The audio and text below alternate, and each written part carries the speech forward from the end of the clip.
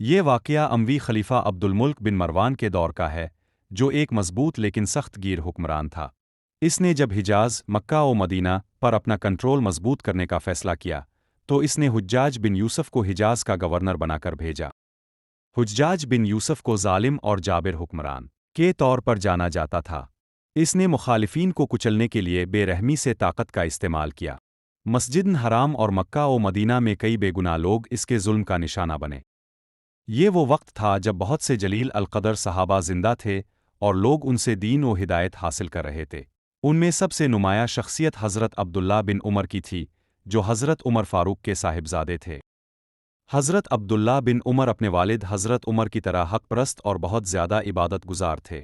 وہ ظالم حکمرانوں سے دور رہتے اور ہمیشہ قرآن و حدیث کے مطابق فیصلے کرتے۔ ان میں سب سے نمایاں شخصیت حضرت عبداللہ بن عمر کی تھی، جو حضرت عمر فاروق کے صاحبزادے تھے۔ حضرت عبداللہ بن عمر اپنے والد حضرت عمر کی طرح حق پرست اور بہت زیادہ عبادت گزار تھے۔ وہ ظالم حکمرانوں سے دور رہتے اور ہمیشہ قرآن و حدیث کے مطابق فیصلے کرتے۔ اس کا انجام کچھ بھی ہو، وہ ہمیشہ مکہ اور مدینہ کے لوگوں کو صبر اور حق پر قائم رہنے کی تلقین کرتے۔ جب حجاج بن یوسف کو گورنر بنایا گیا، تو اس نے آتے ہی مکہ کے لوگوں پر ظلم و ستم شروع کیا۔ مدینہ میں سخت قوانین نافذ کیے تاکہ کوئی اس کے خلاف نہ بولے۔ جو لوگ اس کی مخالفت کرتے، انہیں قتل کروا دیتا، قید کر دیتا۔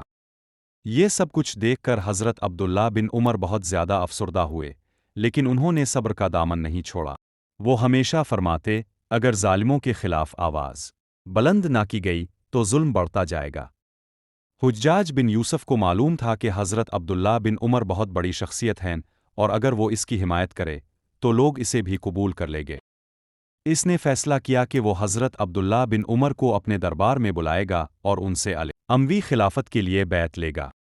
جب قاصد آیا اور بولا، امیر حجاج اب کو بلاتے ہیں، حضرت عبداللہ بن عمر نے سختی سے جواب دیا، میں کسی ظالم کے دربار میں نہیں جاتا۔ یہ سن کر قاصد واپس چلا گیا، لیکن حجاج بن یوسف کو یہ بات پسند نہیں آئی۔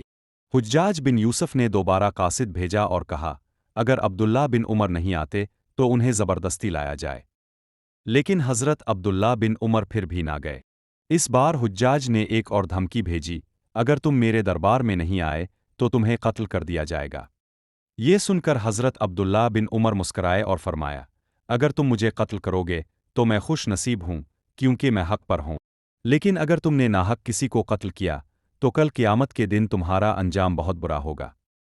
یہ جواب سن کر حجاج بن یوسف پریشان ہو گیا، کیونکہ وہ جانتا تھا کہ حضرت عبداللہ بن عمر کا رتبہ بہت بلند ہے اور ان کے خلاف کوئی غلط قدم پورے عالم اسلام میں بغاوت پیدا کر سکتا ہے۔